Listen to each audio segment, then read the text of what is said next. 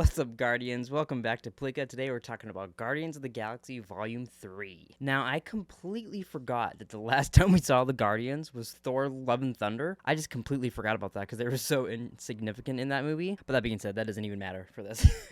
So Guardians of the Galaxy Volume 3, the end of the Guardians as we know it. It was a tough watch in some bits, especially with young Rocket. This is probably like the most bloody and violent MCU film to date. It gets pretty gnarly with him in this movie, honestly. I do think, though, after this movie, the other films will become a lot better on rewatch, even just for the fact that, like, you'll understand Rocket a lot better after this movie. So I do kind of want to go back now and watch the first two. But all right, let's go through each of the team. Let's go through them, and hopefully I don't forget anybody. First, we got Cosmo. New edition, kinda, is in the holiday special, is also in a cameo in the first movie, I think, like end credit scene with Howard the Duck. Really cool addition. I really, really like her.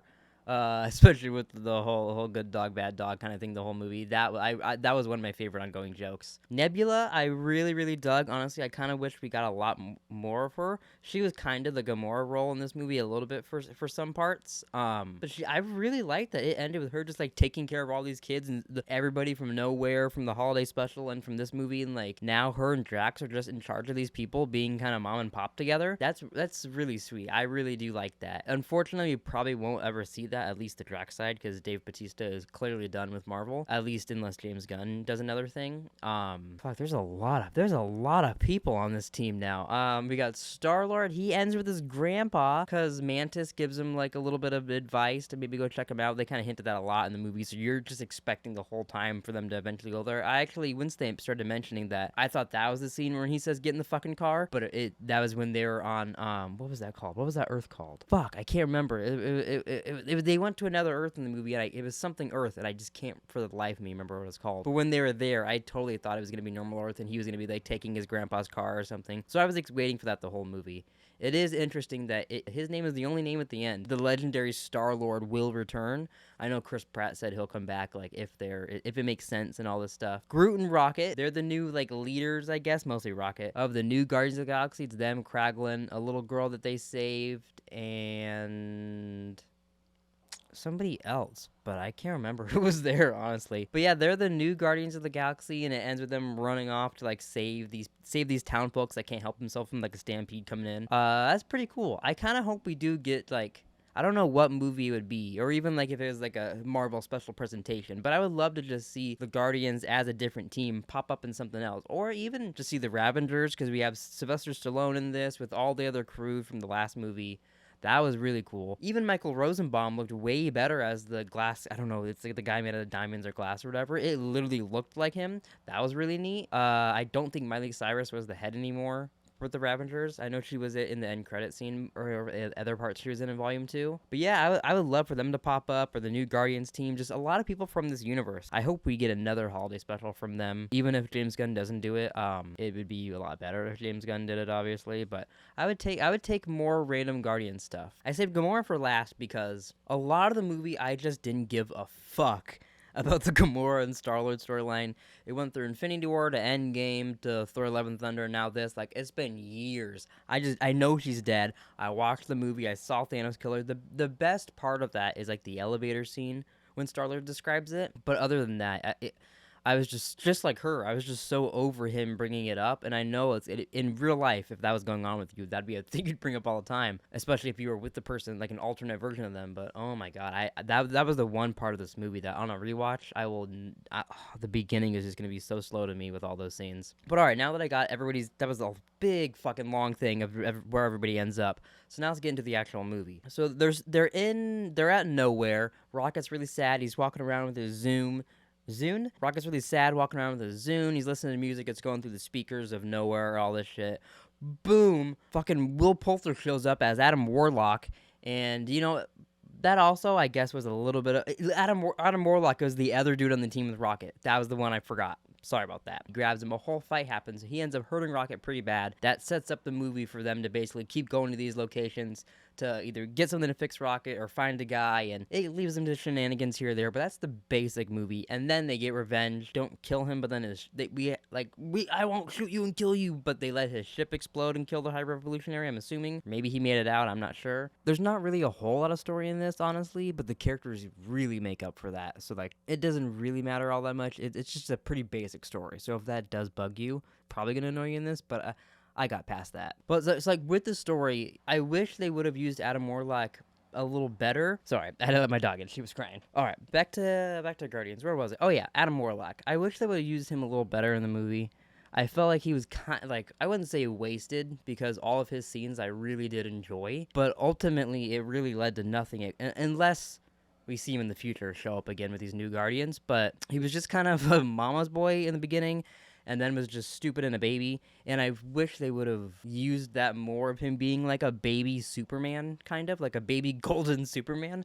That would have been kind of neat. But instead, he was just kind of, I'm gonna get in there and I smash and smash and smash and do this and say a stupid line and then I'm done. It wasn't the best, honestly. If it wasn't Will Poulter, I don't think I would have cared in the slightest, honestly, which kind of sucks. But yeah, so like I think honestly, my only real negatives about the movie, which I feel like this is sounding kind of negative, but my only real negatives is the Gamora stuff in the beginning I didn't really care for, and the Adam Warlock stuff I wish was a little different. Other than that, I really, really liked the movie. I'm excited to see what happens with all these characters moving forward. I wonder if, like, for Drax, if they ever do want to use him again, are we going to get a recasted Drax? Or will they get Dave Bautista to come back? Will they fucking back up the money truck for him and give him billions of dollars to be Drax again? I don't know. I think, honestly, you probably could do it or kill him off camera.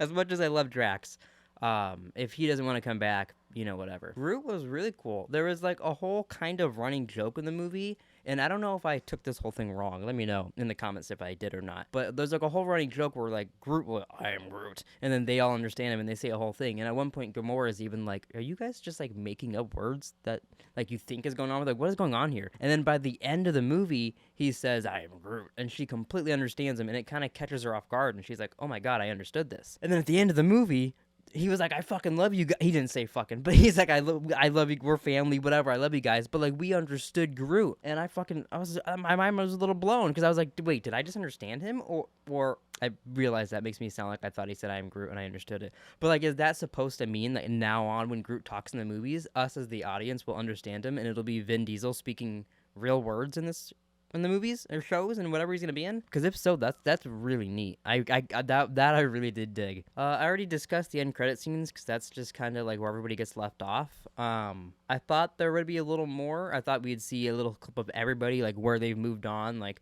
5-6 years down the line or something like that. But it is interesting that we didn't get that for a few people. It was very surprising because early on in the movie, or like kind of in the middle of the movie, Star-Lord's like, you're not a Ravager, to Gamora, like, I'm a Ravager, they don't even like you, and all this shit. But then when she shows back up at the end, everyone's smiling, hugging her, they missed her, all this shit. And I was like, oh, Star-Lord's wrong most of the movie, but I was like, you were wrong. Like, they do love her, and that is her family, and so that was kind of sweet that like she got to meet all them. Hopefully, like I said, we do see more of that, because I that group's really cool. You got Sylvester Stallone, you got the Doctor Strange fish dude, you got the little robot head, now you got Gamora. It'd be really actually cool if eventually these all, they split up, they all make their own teams, and then we have a huge Guardians of the Galaxy coming back in like one of the next Avengers movies or the next big MCU group film, whatever it's going to be. That would be pretty neat, especially if we get to see like little Marvel special presentations of them building their teams and whatnot. I feel like a lot of this video is me talking about things that weren't in the movie and just random stuff in here. Let's just go over some overall things in the movie. I think the action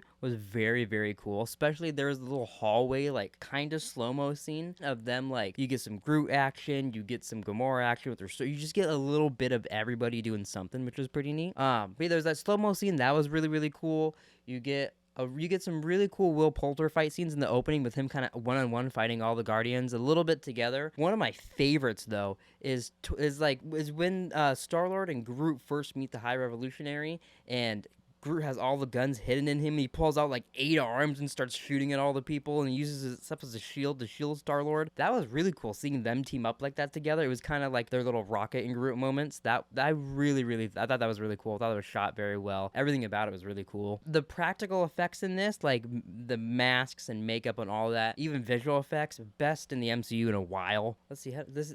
Overall, really, this doesn't impact the MCU whatsoever. Nothing from this is gonna pop up in the Marvels or Secret Invasion, anything like that. It honestly is a relief that there's no Jonathan Majors cameo in this, with fucking him showing up as Kang and all that. Kind of over Kang, especially with all the Jonathan Major news, and it's just like none of the Kang stuff has been that good since Loki. So it's just like I'm glad none of that was in it. The music, I didn't talk about the music. The music in this was pretty good. Like, I just saw it, so I'm not gonna remember any of like the specific songs or anything like that. Although I really dug at the end of their talking, like the end credit scene with Rocket. They're talking about their favorite music. They played the Guardians of the Galaxy theme. That was really fun, or not theme, but you know, the song from the first movie. That was really cool. They played a lot more with that, and they kind of made Rocket like the new music guy, like, which was kind of weird to me because like the High Revolutionary was also into music, and he kind of made Rocket into it, which I don't remember Rocket being into music as much in the other movies, but maybe that's just something I spaced since then. Let's actually talk about the High Revolutionary a little bit.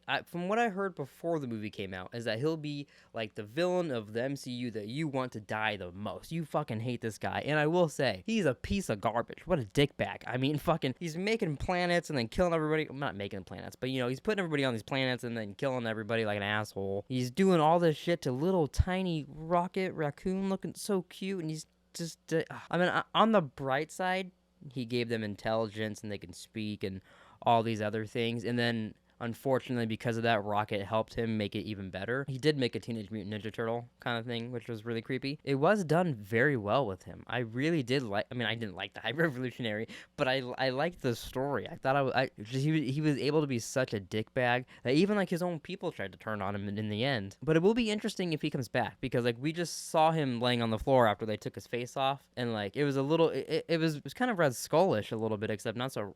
Well, I mean, it was red because blood. But yeah, I'm curious if he's gonna show back up or not. I kind of doubt it. I don't know why he would, and if you did, it'd probably just end up being a one-off, and it would be pointless. Anything else I forgot about? Oh, I did forget about. Holy shit! When I was talking about where the characters ended up, I just completely forgot about Mantis. She ends up I forgot the names of it, but you know those big wormy weird creatures that they fought, or the creature they fought in the beginning of Guardians of the Galaxy Volume 2? Eventually they get locked up. They meet 3 of those. She ends up like, you know, becoming buddy with them, and they ride it out. The end, when they were riding out with all the animals, it totally reminded me of Jay and Silent Bob Strike Back, when they, you know, the Diamond Exchange and they rescue the animals, all that. Anyways, she ends up, you know, getting the creatures, and then she's riding off with them. She's gonna go find her. It doesn't say she will return. Also, actually, just thinking about it right now, it is from the Guardians of the Galaxy holiday special. We learned that was Star-Lord's sister. It's interesting, really nothing came from that. Honestly, the only thing the holiday special really did was to show us where their headspace is and show us that they're in nowhere, and kind of, I don't know, maybe make them enough money to pay for that set. I'm not sure. But yeah, it didn't really connect as much, unless I'm forgetting. And you didn't even get to see, like, I thought in the beginning when Rocket was listening to the music, it was gonna be the band from the holiday special, but that didn't even happen. Well, I think that's gonna do it. I think I talked about just about everything. If I had to rate this movie, since this is a review, I think I'd give it, on a scale of Thor: The Dark World to Endgame, I would probably give this a Guardians of the Galaxy, if I had to rank it. So if that makes sense to you, then you get that. But yeah, so thanks for watching, everybody. Please like and subscribe. Comment down below what you thought about Guardians of the Galaxy. Let me know where you think Star-Lord will show up again. I think maybe a Marvel special presentation is when we'll see some of these people next, but I don't know that for sure. Also, check out my Star Wars Visions video. I did that this morning. Go check it out. If you haven't watched Visions, you could probably just watch my video anyways, but check out Visions. It was pretty fun. All right, see ya.